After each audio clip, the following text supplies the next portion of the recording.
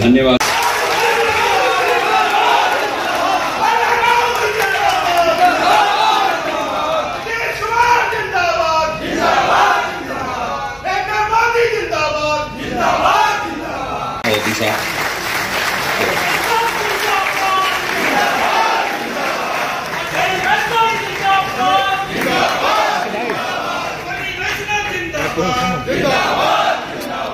बोलो भारत माता की, भारत माता की।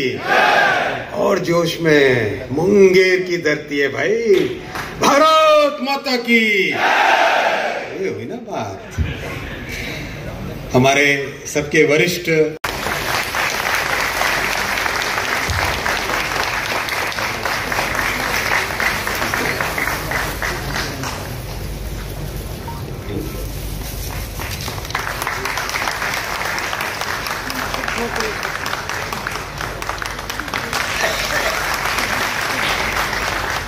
संस्थान के प्रांगण में मैं सभी उपस्थित गणमान्य अतिथियों के स्वागत हेतु जमालपुर रेल परिवार की तरफ से मैं Anil Dwivedi, dean and senior professor एवं अभिनंदन करता हूँ।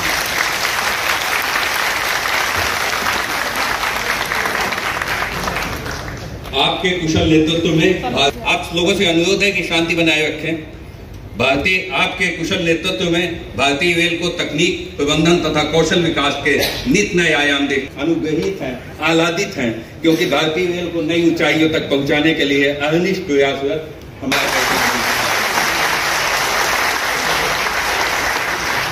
अब मैं लोकप्रिय सांसद तथा माननीय केंद्रीय मंत्री भारत सरकार पंचायती राज, मत्स्य पालन, पशुपालन एवं डेयरी मंत्रालय श्री राजीव रंजन सिंह जी का हार्दिक स्वागत एवं अभिनंदन करता हूं। विजय सिंह आज जमालपुर परिवार के लिए ऐतिहासिक क्षण है कि हमारे इतने सम्मानित और मीडिया से पधारे साथियों का भी हार्दिक स्वागत है। अब मैं महाप्रबंधक पूर्व रेलवे श्री मिलिंद देवस्कर जी से सादर अनुरोध करता हूं कि वह पौधा तथा शाल भेंट कर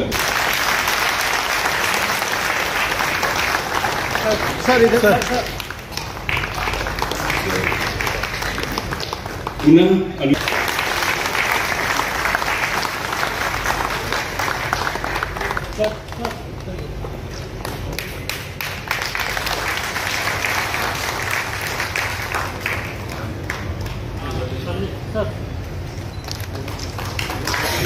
सरकार श्री विजय सिन्हा जी का स्वागत है।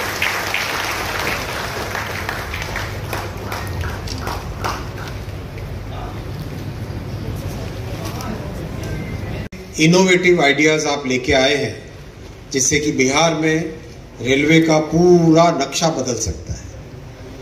अभी रास्ते में आपने ऐसे अच्छे अच्छे सुझाव दिए हैं, किस तरह से हम एक थर्ड और फोर्थ लाइन बनाए अगर, तो उससे कितना लाभ होगा, किस तरह से रिंग रेलवे बन सकती है, किस तरह से बिहार के कोने कोने में बेनिफिट्स रेलवे के पहुंच सकते हैं। मैं आपको बहुत धन्यवाद देना चाहूँगा।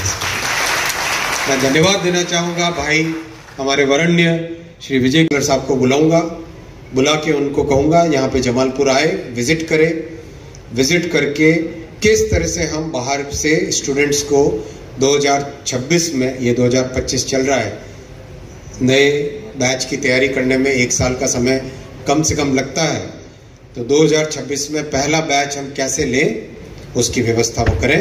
महीने भर के अंदर अंदर वाइस चांसलर आएंगे, आके यहाँ पर पूरा कंप्लीट इसका प्लान बना के जाएंगे। माँ भारती का जयकारा कर रहे थे कि मन में एकदम हृदय गदगद हो। इन सबका मैं बहुत बहुत धन्यवाद देना चाहूंगा और उनका धन्यवाद सिर्फ एक ही तरीके से दिया जा सकता है जब इस हॉल में बैठे सारे भाई इतने जोर से मां भारती की जयकारा करे कि वर्कशॉप तक सुनाई दे। मेरे साथ बोलिए भारत माता की, भारत माता की, वंदे वंदे वंदे वंदे वंदे। हम सबको डीजल के लिए, ऑयल के लिए निर्भर करना पड़ता था बाहर से, आयात पे, इंपोर्ट पे। मोदी जी ने रेलवे के संपूर्ण इलेक्ट्रिफिकेशन का संकल्प लिया और जो 60 वर्षों में मोदी जी के आने से पहले 20,000 किलोमीटर हुआ था, 60 वर्षों में 20,000 किलोमीटर विद्युतीकरण हुआ था। 2014 से पहले के 60 वर्षों का हिसाब लगाइए और 2014 के बाद में इन 10-11 वर्षों में 50,000 किलोमीटर का विद्युतीकरण हुआ है और उसका लाभ मिलने लगा है देश को, उसका लाभ मिलने लगा है देश को। भारत को आत्मनिर्भर बनाना ये प्रधानमंत्री जी का विजन है जिसमें हमें बाहर के तेल पे रेलवे के लिए निर्भर न रहना पड़े। आने वाले समय में ये संकल्प मोदी जी ने लिया है। बहुत दूरदर्शिता है, नई तरह के रेलवे ट्रैक, नए तरह की ट्रेन्स, वंदे भारत, नमो भारत, अमृत भारत। और अमृत भारत की भी पहली गाड़ी कहां से रवाना हुई? अपने बिहार भागलपुर से रवाना हुई। नमो भारत अपने बिहार में जयनगर से पटना। नमो भारत का वीडियो कितने लोगों ने देखा है या बैठने का सौभाग्य मिला? उस रूट की है। कोई बैठे? आप बैठे, कैसा है अनुभव? बहुत अच्छा अनुभव है। वंदे भारत में तो कई लोग बैठे होंगे, कई लोग बैठे। पानी का ग्लास रखो, हिलता नहीं है। एक नई टेक्नोलॉजी लानी देश के लिए बहुत जरूरी है। ये मोदी जी का बहुत बड़ा फोकस है और बहुत ध्यान से, बारीकी से हर क्षेत्र में। डिफेंस में हमने देखा अभी ऑपरेशन सिंदूर के समय हमारे दुश्मनों के एक से एक हथियार नाकाम हो गए और आत्मनिर्भर भारत की जो तकनीकें हैं उनसे लैस भारत की सेनाएं मुंह तोड़ जवाब दिया, पाकिस्तान के एयर बेसिस को नेस्त नाबूद कर दिया। ये आत्मनिर्भर भारत की ताकत है और उसी आत्मनिर्भर भारत में जमालपुर की वर्कशॉप बहुत बड़ा रोल प्ले करेगी। ये जो एक्शन प्लान बना है, ये एक्शन प्लान जमालपुर को भारत के मानचित्र पे एक बहुत सम्मानजनक स्थान पे पहुंचा है। अभी मान्यवर लल्लन सिंह जी ने बहुत महत्वपूर्ण विषय उठाया। क्या रेलवे के इंस्टीट्यूट केवल रेलवे के अधिकारियों के लिए होने चाहिए? क्या रेलवे की वर्कशॉप में केवल रेलवे के कर्मचारियों को ही ट्रेनिंग देनी चाहिए? मैं लल्लन सिंह जी आपके इस मत से पूरी तरह से सहमत हूं कि हमारे सभी नौजवान साथियों को इस ट्रेनिंग फैसिलिटी का लाभ मिलना चाहिए। आपने इस विषय को रखा, मैं आपको धन्यवाद देना चाहूंगा। और मैंने अभी डीन साहब से पूछा है, डीन साहब, यस सर, आप यहां पर सभी नौजवानों को 2026 में पहला बैच एडमिशन देंगे? जी सर। डीन साहब ने हाँ बोला। 2026 में पहला बैच हमारे आसपास के नौजवानों को हम जमालपुर में, इरमी में एडमिशन देंगे।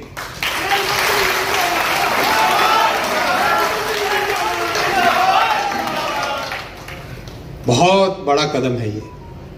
आप इस कदम का, ये जो इनिशिएटिव है, इसका आप अंदाजा आज नहीं लगा सकते। 10 वर्षों के बाद में जब भी कोई जमालपुर के इस आज के दिन का स्मरण करेगा, साथियों, जमालपुर में आने का मन तो उसी दिन बन गया था जिस दिन प्रधानमंत्री जी ने जिम्मेदारी दी थी रेलवे मंत्रालय की। ये एक ऐसा इंस्टीट्यूट है जो हर एक इंजीनियर के मन में, जिसकी एक बहुत बड़ी वैल्यू है, बहुत ऊंचा स्थान है। आप याद करिए, जमालपुर में एडमिशन लेना माने विश्व की सबसे कठिन परीक्षा जमालपुर का SCRA की परीक्षा होती थी। एकदम चुने हुए हीरे, चुने हुए रत्न, उन्हीं को ही यहाँ पर जमालपुर में इरमी में एडमिशन मिलता था। तो हर इंजीनियर के दिल में एक तमन्ना रहती थी, जमालपुर जाए। मेरा बहुत मन था और मैं बहुत धन्यवाद देना चाहूँगा हमारे आदरणीय ललन सिंह जी को कि आपसे जब मैंने चर्चा की, आपने कहा आपको जमालपुर आना है, आके जमालपुर के भविष्य को किस तरह से हम एक नया रूप दे सकते हैं, किस तरह से एक बहुत ही आधुनिक और बहुत ही अत्यंत नए तरीके से जमालपुर का विकास कर सकते हैं। तो मेरे मन में रहा नहीं गया, मैंने माननीय ललन सिंह जी से कहा, जिस दिन नहीं है, इस रिपोर्ट में एक एक आइटम पर एक्शन प्लान है, एक्शन प्लान है। मैं आपको 4 विषय, वेल्डिंग, न्यूमेटिक्स, हाइड्रोलिक्स और मैकेट्रॉनिक्स, ये 4 विषय आज के युग में बहुत ही महत्वपूर्ण विषय है। देश भर में, दुनिया भर में मैन्युफैक्चरिंग, कंस्ट्रक्शन, चाहे किसी भी सेक्टर का लो, उन सब में इन 4 विषयों का बहुत बड़ा रोल है। इसीलिए एक एक विषय पर बहुत ही डिटेल में इसमें एक्शन प्लान बनाया गया है। मैं आपको एग्जाम्पल देता हूं न्यूमेटिक्स का। इसमें कैसे प्लानिंग होगी, phase 1, phase 2, phase 3, phase 4, phase 5, क्या इंफ्रास्ट्रक्चर चाहिएगा, किस तरह की लैब और ट्रेनिंग फैसिलिटीज चाहिएगी, किस तरह का ट्रेनिंग का कोर्स बनेगा, किस तरह की फंडिंग चाहिएगी, क्या मैन पावर रिक्वायरमेंट है, क्या मॉनिटरिंग की जाएगी और किस तरह की मशीनें लगेंगी इसमें, वो सारा डिटेल इस रिपोर्ट में है। और ये एक्शन प्लान है। एक्शन प्लान मैंने सीधा इसको लेके अब काम पे लग जाना। वैसा ही मैकेट्रॉनिक्स का, हाइड्रोलिक्स का, ये देखिए मैकेट्रॉनिक्स का। और मैकेट्रॉनिक्स आज विश्व में one of the most important branches है इंजीनियरिंग की। मैकेनिकल और इलेक्ट्रॉनिक्स को और इलेक्ट्रिकल इंजीनियरिंग को मिला के बनती है ये मैकेट्रॉनिक्स। इसका भी वैसा की वैसा, क्या इंफ्रास्ट्रक्चर चाहिएगा, क्या आउटकम हम एक्सपेक्ट करते हैं, किस तरह की मशीनें लगेंगी, किस तरह की ट्रेनिंग होगी, हर एक चीज पे बहुत डिटेलिंग करके बारीक तरीके से हमारे इरमी और जमालपुर का डेवलपमेंट कैसा हो वो व्यवस्था की गई है।